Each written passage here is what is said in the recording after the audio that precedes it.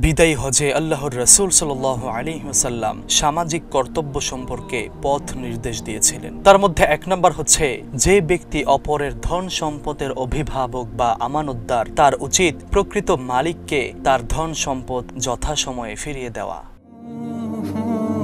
2 নম্বর হচ্ছে, সুদ দেওয়া এবং নেওয়া উভয়টাই হারাম, তবে তোমাদের মূল ধন তোমাদেরই। কারো প্রতি অত্যাচার করো না ও অত্যাচারিত হইও না। 3 নম্বর হচ্ছে, মহাপ্রভুর সিদ্ধান্ত সুদ বাতিল এবং আব্বাস বিন আব্দুল মুত্তালিবের যেসব সুদ পাওনা ছিল সব বাতিল। 4 নম্বর হচ্ছে, অজ্ঞাত যুগে করার ক্ষতিপূরণ সবই বাতিল হলো।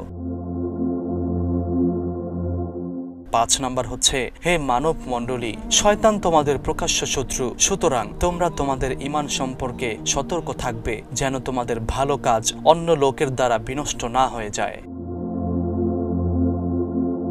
6 নম্বর হচ্ছে, হে মানব মণ্ডলী, পবিত্র মাসের রহিতকরণ অন্ধকার যুগেরই ধারা। যারা অবিশ্বাসকে পছন্দ করে তারা বিভ্রান্ত।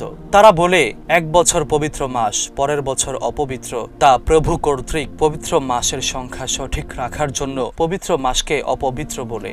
সময় ঘুরছে, যেদিন থেকে গণন ও এই জমিন সৃজন হয়েছে, প্রভু কর্তৃক মাসের 12টি সংখ্যা, তাদের মধ্যে 4টি পবিত্র, 3টি পরপর এবং জামাদিউ সানি ও শাবানের মধ্যবর্তী।